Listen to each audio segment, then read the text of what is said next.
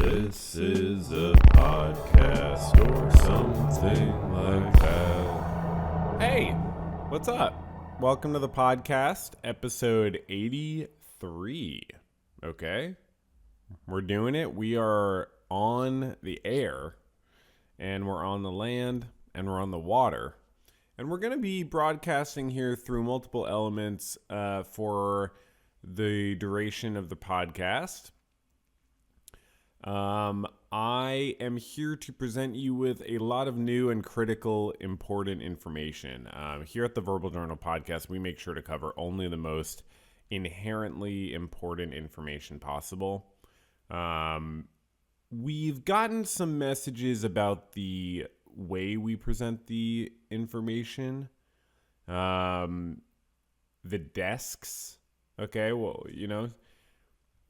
this episode is going to be a little different in that we're going to be open-minded to the possibility that maybe something needs to change here at the VJP. I'm not saying we're going to change anything, but we're going to be open-minded to the possibility that something needs to change because I know things got a little out of hand last episode. Okay, I don't know if I apologized for it, but I will. Because it was my doing. There was a lot of, the episode was about how different subjects can kind of connect. They were connecting too much. I recognize that now. They were connecting too much, the different subjects. Sometimes you want different subjects to just stay separate. We're going to do our best to do that this time. No promises. There might be a few connections. And that's all I can say. Speaking of that, speaking of corrections, I got a few quick corrections to go over. And I know that 2 episodes ago we had way too many corrections. And that was the public episode too. So it was a big problem because people didn't care, I think. We do have some corrections. We're going to breeze through them so quickly that you are just going to be like, what? Sorry, what was that correction again? So first up, on the previous episode, I said, we talked about horizontal integration of me connecting with the YouTube channel. By the way, this is the University of American Spy. That's from the YouTube channel. It's from the Better Call Saul. I'm trying to integrate more. So that's, horizontal integration, the YouTube channel and the podcast serving similar functions, serving similar audiences. Sort of, it's horizontal. It's broadening the reach of the enterprise here. Last episode, I did say this though, and it was, I think, not totally correct. Let's check this out. One suggestion a month in your to it, but. And, I'm not going to obviously send you the wallpaper itself, but the suggestion, hey, you could go take a photo of, Yeah, I had the wrong timestamp. Sorry, that's not my fault. That was whoever wrote the script. Here we go. We've talked about the horizontal integration, which we'll get to later, but there's also the vertical integration. And that's, I believe that's all about changing industries. And so I talked a little bit about my Lunchables competitor that I was coming out with. It wasn't the ideal timing, but we're working on that. I'm also launching I think that was it. It's vertical integration. It's not all about changing industries. It's about the supply chain of a company specifically integrated and owned by that company. So I guess that could involve changing industries, but it's really, it contrasts with horizontal integration where a company produces several items that are related to one another. For example, a YouTube channel and a podcast. Vertical integration is more about owning the supply chain. So if I started to manufacture... it's not moving into different industries like there. I'm talking about, wallpaper and so on. But it would be more like if I started to manufacture microphones, you know what I mean? Or like chairs. These are inherent to the podcast. Can I say enterprise again? Can we get a check on that? Can I say enterprise again? So just wanted to say that really quick. At a certain point in the previous episode, another correction. I'm just going to breeze through these, okay? I said this. So now we've got this ready. Let's pull it up. So you may have heard about, this is the main section. It's not going to be the longest section, but it's just, I didn't know where else to put it. It was the longest section. So that was a mistake. It was, I don't know that I could have known that at that time. But it was the longest section. Nothing else was longer. So apology. No, sorry. I already apologized for something. These are just the corrections. Okay, here's another thing I did wrong. It's a great way to start the episode. Just making me go through all the Do the musical interlude. You can just listen to the drummer, my neighbor, playing, and we'll just turn that up. Someone forgot to turn it up. I should play along with it. Did someone forget to turn it up? Was I supposed to do that? Because I look ridiculous now. So no one turned that up, so that was another correction. Sorry about that. That one kind of was stupid. It was very hard to hear the drumming. I think if you put on headphones, you could hear it because it was kind of bassy. Another correction we had. Oh, this was a sort of a mistake, too. This was a real mistake. So the first desk, and this is part of why we're reconsidering things here. The first desk, I go, oh, this is an art desk. Check this out. I go, oh, an art desk. Here we are. Let's go to the desk section. And boy, do we have a desk section for you today. Come on, dude. Oh, my Lord. So we're going to start it off plain and simple with the art desk. All right. Yeah, problem is, plain and simple with the art desk, Netherlands to return 288 looted items to colonial era to Indonesia. That's politics, too. That's an art desk ex-politics desk. So it's not, you know what I mean? So the problem wasn't just all the connections we were making between the subjects. There were also times we weren't making connections. And it's sort of like, if you're going to make connections between subjects, make them all the time. Because, you know, that's kind of ridiculous to be like, we're just talking about art right now. And that's clearly about politics, too. You know what I mean? So apologies for that. And then I do say at one point, this is sort of like the art desk ex law desk, even though it's more like politics. I guess there was like a ruling, so it's sort of a law, but there, you know, maybe it was some sort of, I don't know why I did that. There was also a similar issue where we build a story as the wrong type of desk here. Jumpa Lahiri, sorry, there's been a lot of, see, this is part of the problem here. There's a lot, here we go. Jumpa Lahiri, great author, declining an award from a museum after the museum banned people wearing items of solidarity with Palestine. I build it as an art desk, ex-tech desk, ex-workers' rights desk. And it just has nothing to do with tech. I mean, you could say it has workers' rights. It's more about politics. So I just got totally confused. It's not art, X tech, X law, which is what it was billed as, I believe, right? Or no? Or and law. Yeah, why did I say law? And then the section is labeled as worker rights. So things have just gotten way too complicated over here at the VJP. And clearly mistakes are getting made out the wazoo. The desks have been getting way too confusing. And I'm just trying to show you. Okay, so just something to think about when we're kind of organizing the podcast. Okay, another error I made, which I really am starting to feel less and less bad about these as time goes by.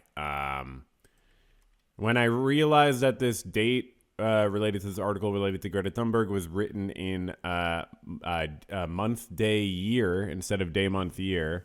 I'm sorry, it was written in day, month, year instead of month, day, year. It might have been like the climate change Reddit page or something. I'll occasionally look. Because, it says 5/10/2024, and I was like, what? This didn't happen in May? Yeah. Why am I this is from months ago? Oh, no, this is from today. It's European. So the problem was that wasn't today. That was the day before the day I recorded that. So sorry about anyone I confused with that. This is kind of this is like the only interesting follow-up. At a certain point I said, in the previous episode, I don't remember where it was. Actually, I could find it if we want, just to kind of, be sort of better here. And we would go transcript.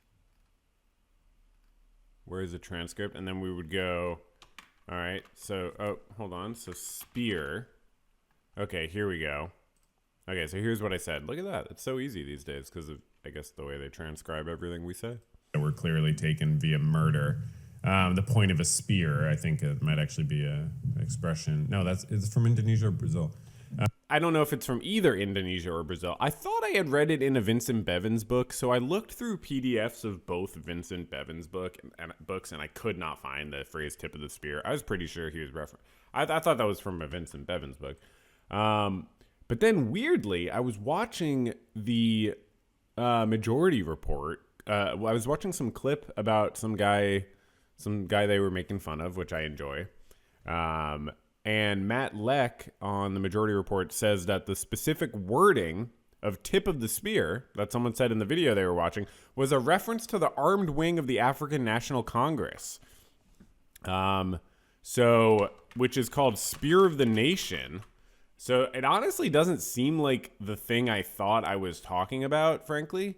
But Spear of the Nation, I just didn't think that's what I was referencing. But apparently maybe that is what I was referencing. So that's not really a correction. That's more of a follow-up. We're kind of stretching the definition of a correction pretty thinly here. And while we're doing that, let's quickly follow up on something else.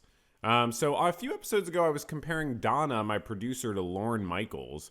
And I said that it wasn't the best comparison because Donna has their own bosses too. But Lorne Michaels does too. I was on Reddit. Don't pay attention to some of the things. I don't know what's going on here. But someone said on Reddit, Lorne Michaels doesn't have a boss at Broadway Video, which is his company that produces all of his projects. But he does have to answer to NBC or any other network that airs his shows, just as any producer does. Francis Berwick, the president of NBC Entertainment, is most likely that person, while NBC can't oust Lorne. This was 4 years ago. I don't know how things are at NBC right now.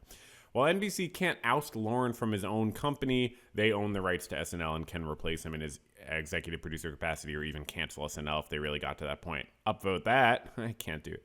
I don't remember if I looked that up or just stumbled across it, but the point is, I was saying I should have introduced this a little bit more.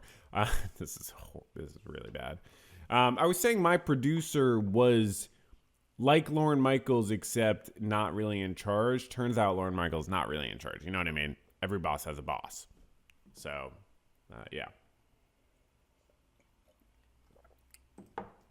I'm not insulting you, Donna. I'm just saying that's just a fact. You have a boss, and Lorne Michaels has a boss. You know what I mean? So that's the follow-ups. Do we have another follow-up? We have another follow-up. So we're getting through this, and then we got new content. Let me tell you, there's going to be some new content. So follow-up, we had a segment last week on fake crowd noise. It was the main segment, fake crowd noise. And then recently, I'm reading ESPN, and we got... apparently there was fake crowd noise at a That football. damn crowd noise, though. I'll tell you, Eli, you never saw anything like that. We get in there on offense. I believe these are family members. These are three brothers, I believe. They just look very different. They crank up this fake crowd noise, and then it skips, right? The crowd noise skips. So we know it's being piped in there. And of course, No. Our crowd, Poland's on. So apparently this is done in football a lot. Probably part of intimidating the away team and stuff like that. But fake crowd noise. So maybe we'll start doing that here at the VJP. Can we get some fake crowd noise? No? I'm just kidding. It's kind of annoying pausing in between takes so that my phone can cool down. I know that I've been doing this for a month or two now, or 3. I think I might actually need to find a better system, or because I mean, here at the podcast studios, they're like, you figure it out. You know what I mean? Apparently, I'm technically not a W-2 employee. I'm an independent contractor, so I have to pay for these supplies. I mean, I can deduct it from my, for my expenses, from my income, for my taxes, but it's still kind of a lot. So I think I'm gonna have to buy another one of these, these things, so I could just record it on that. Because I mean, this is slightly higher quality on my phone, but I think we need to get back to like a continuous take. Let me write in. Oh, I'm remembering to mention the podcast email.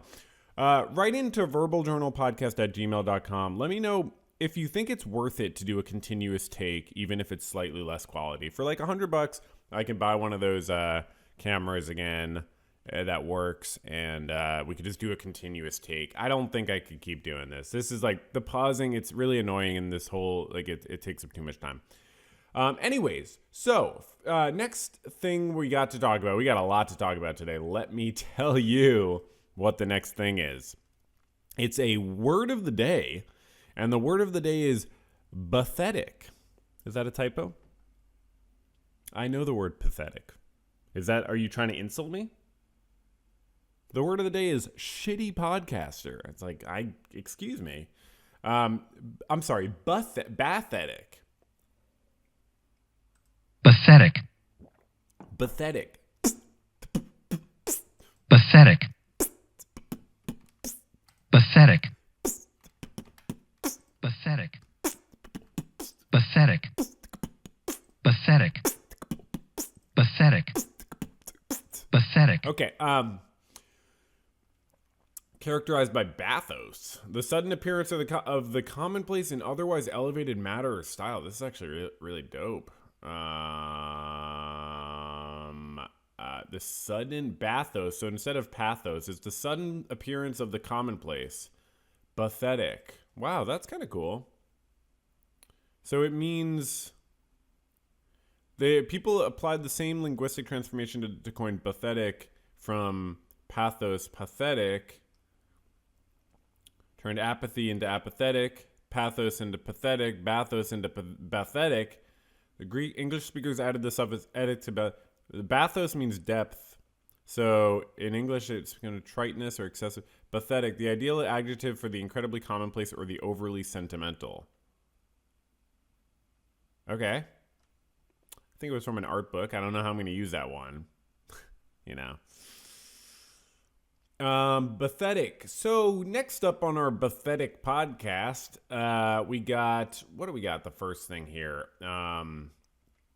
Quote of the day. So instead of word of the day, the word of the day should really be the word of the week, because I just do the podcast once a week. So I feel like the word of the day should just be the word of the week. But now we have the quote of the day, and the quote of the day is, it says the quote's on this page here somewhere. Okay. Oh, here's the quote. A U.S. National Highway Traffic Safety Administration investigation published in April found that 542 crashes, including 14 with fatalities, had occurred in Tesla vehicles with autopilot or full self-drive engaged between January 2018 and August 2023. So I just thought that was a really powerful quote, and I wanted to share that with you all.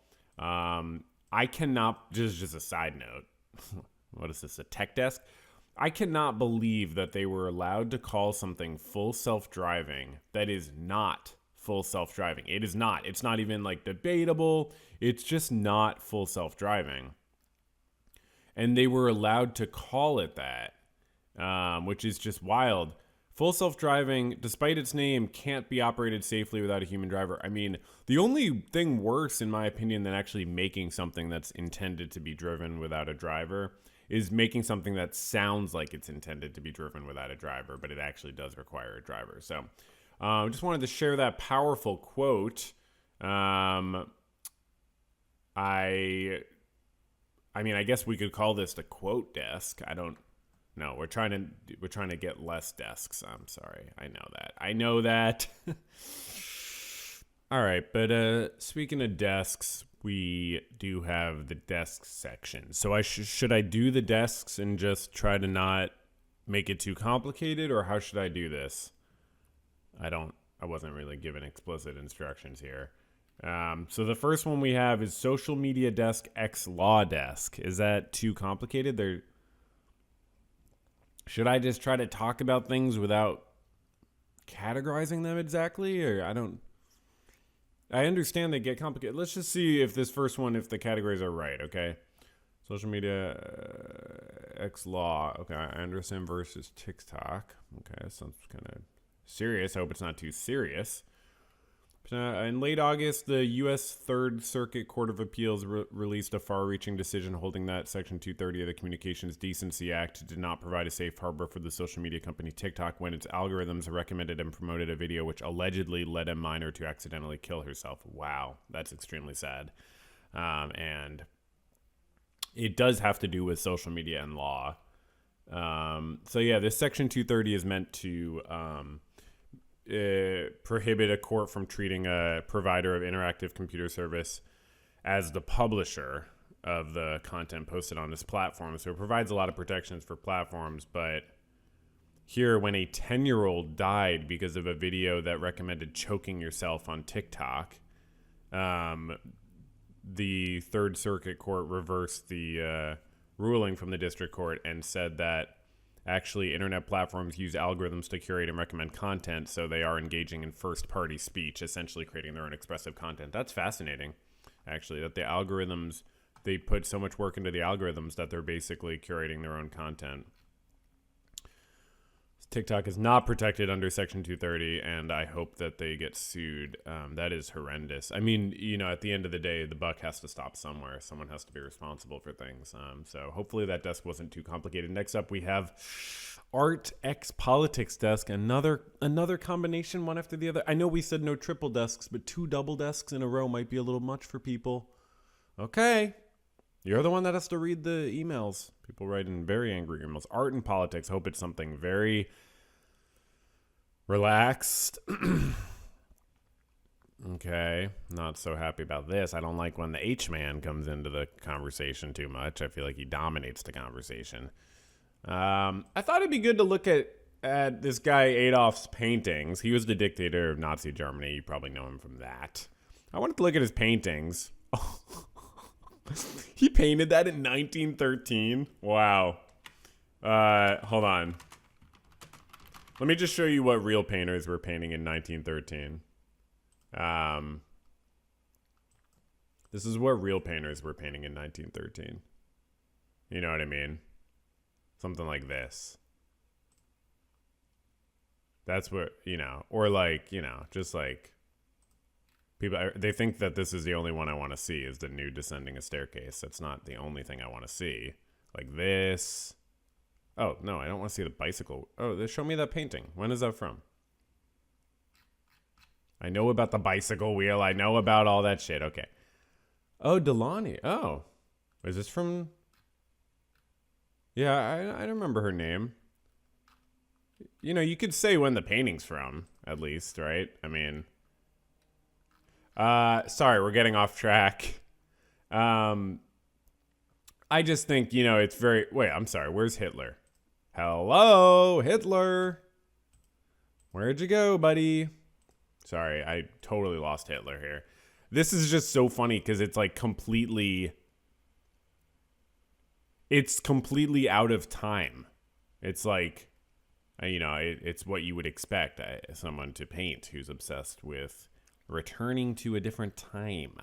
Make Germany great again with stupid landscape paintings that have absolutely nothing to them.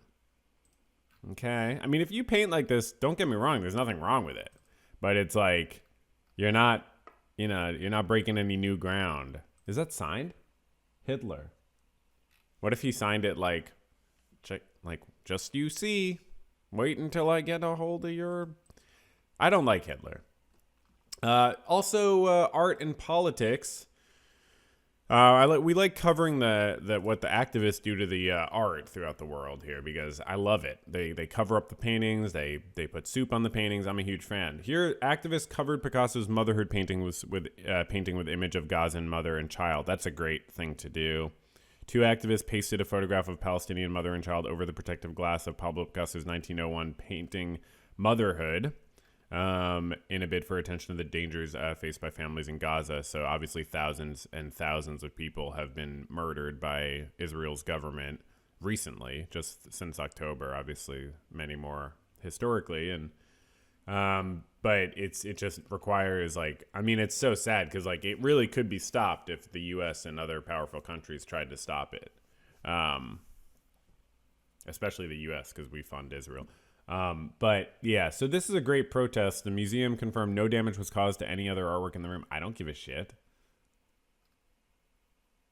I don't care. Poured red paint on the gallery floor. Do it. Security guard is seen ripping the photograph off the glass. Okay. Guess not a big fan of Palestine. Security guard. Okay. Or free speech. All right, and I just placed an order for a new Logitech camera. So in the future, you can look forward to these podcasts having no cuts again. It's been a while, and I'm going to have to figure out a latency thing because it's, when I have audio that I'm playing through the desktop and then the mic going also. There's going to be some tech stuff to work out, but I think we'll be okay. And so get ready for no more cuts. And I'll be in a better mood, too, in the future when we have that because it's really, like, I've mentioned it a lot, but even with how much I've mentioned it, it's downplaying it. Like, it's quite annoying to have to stop recording every 5 minutes and pause for like 10 minutes. It's like I do 5 minutes of recording and I have to pause for longer than I've just recorded so that I can get ready to keep recording. It's really not a sufficient way for this to be carried out. And I've been really hung out to dry by the podcast studio here, who they don't pay me enough. And they hang me out to dry, so that's two bad things. But let's continue on because we're going to be getting better probably for next weekend, even for next podcast, which will be a public episode. Oh, that'll be interesting. We'll see how that goes. All right, so next up, what do we got? What do we goot? What do we gate? What do we gart? What do we gart here? So next up, we have the... is it the mental health desk? It's the mental health desk. So it's been a while since we've talked about mental health. And you might be thinking, isn't this guy supposed to be a therapist? He never talks about mental health. More than 15 million U.S. adults have ADHD, new study estimates. So I don't really feel like reading it, you know what I mean? But I can't really, it's just hard to focus on. Next up, fashion desk. They won't hire me a fashion person, but we can learn from this guy. I think this video is about something tech related, but I just thought the fashion element was very good. Not you. That's kind of some good fashion out there too. You get the earth tone with the... Imagine being that person. Hey! Did they know that Zuckerberg was right there to their left? No, they didn't know that. That's a good lesson in life. Every time you're walking around, Mark Zuckerberg could be anywhere around you. Don't walk around with your head in your butt. You know what I mean? Walk around ready for Mark Zuckerberg. And I love the curly hair, Mark. I didn't honestly realize that you had such curly hair. The fashion is on point. You got the gold necklace. Is that a cross? I don't know. He's probably Jewish, right? I mean, it'd be funny if a Jewish guy tried to do the fashion of wearing a cross, and he's like, I'm not Christian. I think the cross looks good from a fashion perspective. Okay, it's not a cross. It's some sort of square. But I just thought the fashion was on point. So if they're not going to get me a fashion person here, I'm just going to start looking at people's fashion and learning from it, and just be like, fuck you. You know what I mean? Next up, we got the workers' rights desk. Hilton hotel workers in Seattle walking off the job. They got a big strike going on. I like to highlight strikes so that my listeners and my viewers know about striking. 374 workers in Seattle, but a total of 4,300 workers at Hilton, Hyatt, and Marriott in Honolulu, San Diego, San Francisco, and Seattle. That's awesome. They're trying to get... they're trying to get higher wages, fair staffing, and workloads, and the reversal of COVID-19 era cuts. So, companies make these cuts, and then they just keep the cuts. So yeah, strike. Consider strike. I should consider striking until they get me this Logitech camera, right? I do have a union here at VJP, and I could strike if I wanted to, and I want everyone to know that. All right, what do we got here? So next up, we got something. What is this? Highly irregular. What is this? This is part of the media desk. I'm supposed to pull up media. This is interesting because it's not in a web page. Usually, I'm just pulling up web pages. Here, something in the script is saying to play a clip in Streamlabs here called media. Play a clip. So I'm going to play a clip right now in Streamlabs. As part of the media desk. I thought we were supposed to be making these desks less convoluted. Okay, well, let's give it a shot. So it says, this well-known finance podcaster is talking about a former employee of ours. Okay, that sounds confusing. Well, I mean, the point is, though, if you think about this, I wonder if somebody that's extremely, like, purely technical data person.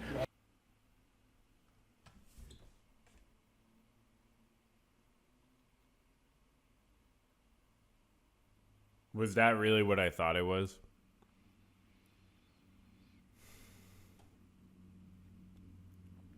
Play it again?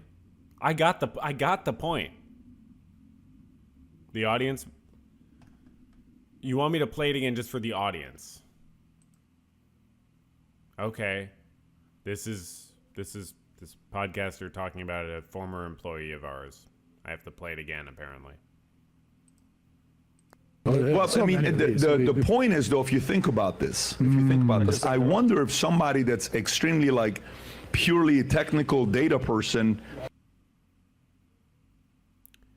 I don't find that funny. Is that supposed to be funny? He's not talking about him. He's talking about someone else, I'm sure. He's not talking about him. He wouldn't even know him. Can't even say the name. It's been such a hard journey. It's been like a month and a half of processing this grief. How long does grief last?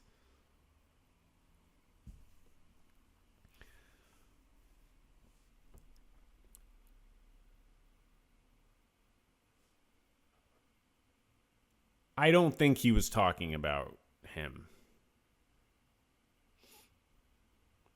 How would PBD even know about Reginald?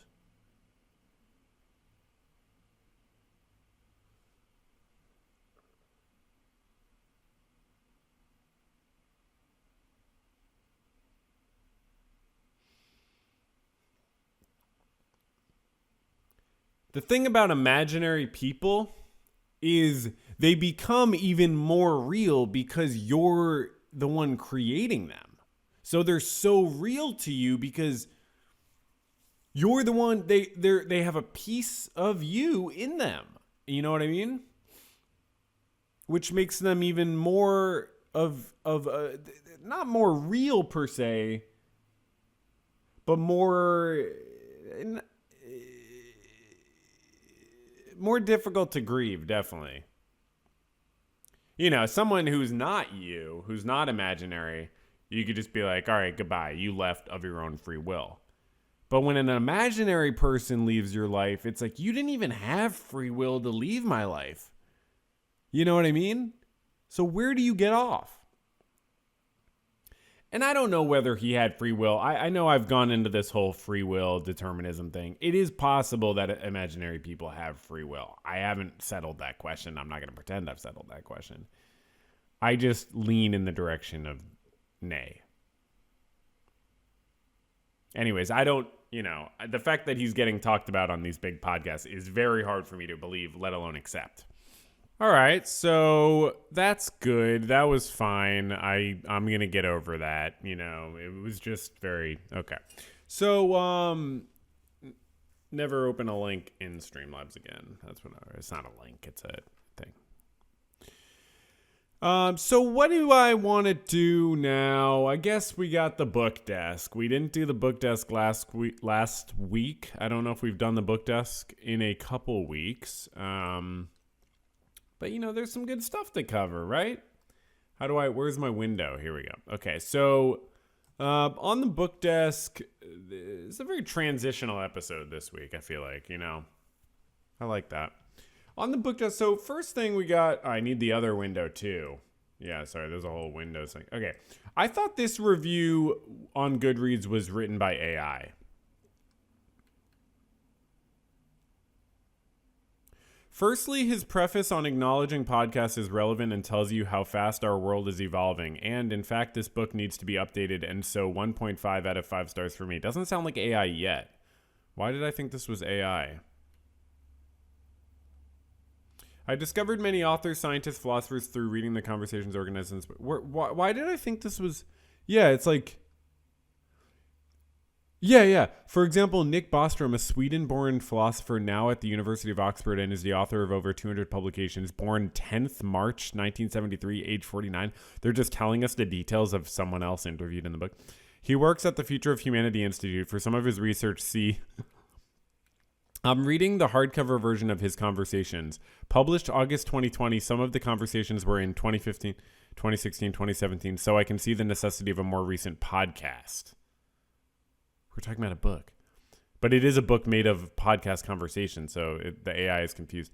So much has happened in the last 6 years. I am writing this review in June 2022. That's correct. Uppermost in my mind is the pandemic of 2020, 2021, and from current news, we might have another flare-up, but the changes in social media, the 2022 Russian invasion of Ukraine, advancements in technology, things not spoken off so much 4 years ago. Yeah, no one was talking about robots. The conversation with Max Tegmark is the best for me because I was introduced to Max Tegmark, who is a physicist and wrote the book. What? Tegmark says, and then there's a quote. This seems like it's written by AI, right? Like, this is just so weird. I mean, but people do write weird reviews, but that's definitely AI written, right? That's got to be AI written. Okay. I just thought that was interesting. Like, someone's getting an AI to write their reviews on Goodreads? Like, what? This one was interesting. This person says, as a librarian capitalist... But I just didn't. Do they mean as a capitalist librarian, or is librarian capitalism some form of capitalism I'm not aware of, where you rent surplus value and then you give it back on time? I don't. How would that work? As a librarian capitalist, that's really funny. A librarian capitalist. It is funny to even be a librarian and a capitalist, frankly, but it's also funny that the thought of okay. This was a very interesting 1-star review. This book hurt me physically to read. It is a good book. I just didn't enjoy it at all. People really aren't confident in themselves. They're like, this book hurt me physically, but I'm not comfortable saying it's not a good book. It's like, okay. I mean, you got to sort that out. You might have issues, speaking up for yourself. Regarding my theory about people processing information very differently when they read it in a book, in contrast, I was saying that in contrast to like hearing someone talk in a video or a podcast versus reading them in a book. But it's also interesting to compare a book to other forms of writing. So this person is a big fan of the Babylon Bees website, which gives them lull moments 3 or 4 times a week. That's pretty good for lull moments. And is always a good... How many lull moments do I give you, listener? Viewer. Write in Verbal Journal Podcast. Let me know. This book, what a huge disappointment. Boring and repetitive, occasionally mean-spirited, often just plain stupid. That is not humor. Did not finish. That's interesting that they like the Babylon Bees website and hated the Babylon Bees book. You do have a different frame of mind when you're looking at stuff like that. And then this 3-star review on a conservative talk show host guy's autobiography included an eviscerating line. I just wanted to share this. It's an eviscerating line. I think it might be the end. Whoa. No, this is a long review.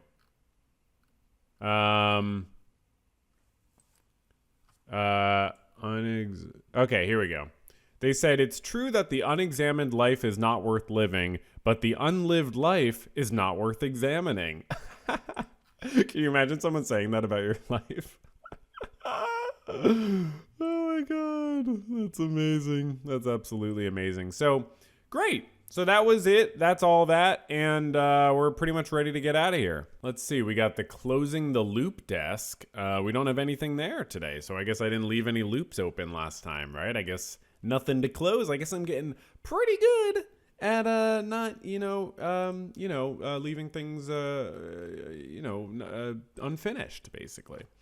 So before we get out of here, I will check the mailbag. I'm not really expecting much these days. We haven't had a lot of people writing in, which is nobody's fault. And nobody wrote in. All right, so we're all good. Thank you so much to the people supporting this endeavor, this enterprise. And I'll see you next week. Hopefully we'll have the Logitech camera. It'll be slightly less visual quality, but you do not need this much visual quality. It will be 1080p. It doesn't have to be 4K. You know what I mean? I think it'll be okay if it's not 4K. It'll be good quality, and ideally, we will have no cuts. It will be a stream of consciousness, just like it used to be before we got into this whole blah, blah, blah. I'm trying to take over the podcasting world, blah, blah, blah. So thank you so much for watching, and I had an okay time today, and I hope you did too, and we learned a lot. Okay, bye. That wasn't good energy. Okay, let me try that again. Bye. No, that was too obviously trying to be positive. Okay. Bye. Use that one. This is a podcast or something like that.